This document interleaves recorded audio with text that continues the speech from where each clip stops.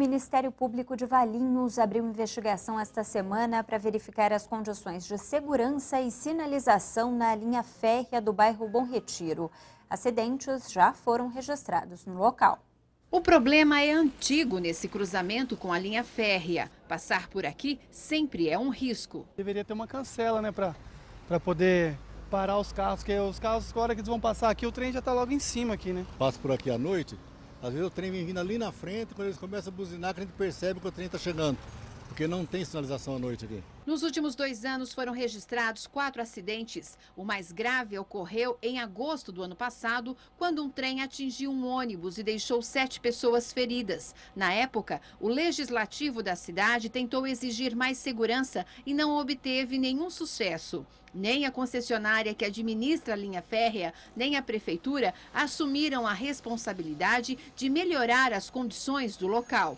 Por isso, o Ministério Público instaurou um inquérito para avaliar a travessia em nível e exigir providências. Com a interferência da promotoria, a esperança é de que outros acidentes sejam evitados. Queremos segurança no local, que construa viaduto, que coloque uma cancela e que tome uma medida paliativa para evitar os acidentes que vêm afetando a população de Valinhos. Para pressionar as empresas enquanto não há uma solução, a Câmara de Vereadores quer que as composições passem por aqui com a velocidade reduzida, que elas não ultrapassem a 10 km por hora enquanto estiverem no perímetro urbano. A ideia é fazer com que a medida sirva de exemplo para outras cidades na região que convivem com o mesmo problema. Em Hortolândia, um carro com 5 pessoas foi arrastado por cerca de 50 metros após a colisão com um trem o ano passado. Em Americana, mais de 10 pessoas morreram depois que um ônibus foi arrastado por uma composição férrea. Com a iniciativa, a população de Valinhos espera que o problema seja resolvido. Uma passarela resolveria bastante. Simples, ecológicas e saudáveis. Com tantos benefícios, é cada vez maior o número de pessoas que escolhe a bicicleta como meio de transporte. Mas, por outro lado, elas são vulneráveis no meio de tantos carros. A quantidade de acidentes comprova os riscos que, segundo especialistas, poderiam ser reduzidos com conscientização e infraestrutura. Elas são cada vez mais vistas pelas ruas. Por causa do trânsito caótico nos grandes centros e até por uma questão de saúde, as pessoas estão cada vez mais optando por usar a bicicleta como meio de transporte. Mas o perigo é grande para quem se arrisca no meio dos carros. Segundo dados da Secretaria Estadual da Saúde, a cada 2 dias, pelo menos um ciclista morre vítima de acidente de trânsito. No ano passado, mais de 3.000 pessoas foram internadas no Sistema Único de Saúde.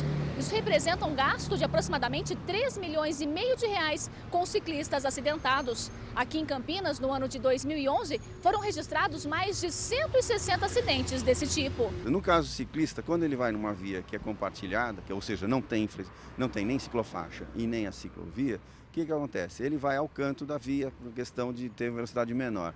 É onde tem detrito pelo fato da drenagem ser deficiente, é onde tem buraco, é onde tem resto de coisa e é onde tem veículos saindo das próprias garagens, estacionamentos. Então, assim, ele se coloca numa situação muito maior de risco. Pedro sente na pele tudo isso. Ele circula todos os dias quase 20 quilômetros para ir e voltar do trabalho. O motorista sabe do risco que corre e toma alguns cuidados para ficar mais seguro. O trânsito está muito violento, né? Hoje em dia ninguém respeita ninguém, mas eu tomo muito cuidado, eu venho mais pelas calçadas, né? E olhando muito atento ao trânsito. Com o seu José não é diferente. A bicicleta também passou a ser o principal meio de transporte dele. Um pouquinho a gente arrisca, né? Mas eu ando com cuidado, né? Porque eu sei que o risco então eu faço o máximo para andar em segurança. Para o especialista, a solução para frear esses números é colocar em prática ações rápidas de infraestrutura nas cidades. Além disso, os ciclistas têm que estar mais conscientes para diminuir os riscos. O próprio ciclista usar roupas claras, usar os equipamentos que ainda não foram regulamentados, então, ou seja, não são obrigatórios, mas por uma segurança, um capacete, uma luva, né? Usar na própria bicicleta lanternas para serem vistos à noite, isso já ajudaria a diminuir o número de acidentes. Campinas tem hoje pouco mais de 24 quilômetros de ciclofaixa. A previsão da Secretaria de Transportes é de que mais 100 fiquem prontos até 2016. A Justiça liberou a construção do Hospital Sírio-Libanese, de um condomínio de luxo na Fazenda Santa Paula, no distrito de Barão Geraldo, em Campinas. O projeto estava parado há 2 anos. É nessa área, na Fazenda Santa Paula, em Barão Geraldo, que as construções do Hospital Sírio-Libanês e de um condomínio de alto padrão sairão do papel. O caso foi parar na Justiça por causa da mudança do zoneamento na região apenas para atender à instalação dos empreendimentos.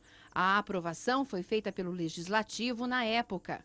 Apesar de ser uma área rural, o Tribunal de Justiça de São Paulo aprovou as obras. A Justiça declarou a inconstitucionalidade da lei, mas garantiu o direito dos projetos, dos empreendimentos que foram aprovados durante a vigência da lei.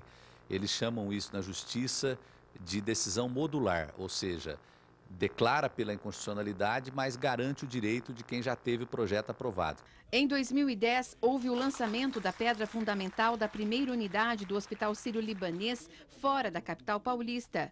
O novo prédio terá 150 leitos com capacidade para 750 pacientes ao mês e internações. Além disso, também vai haver a construção de um complexo hoteleiro para dar suporte aos pacientes.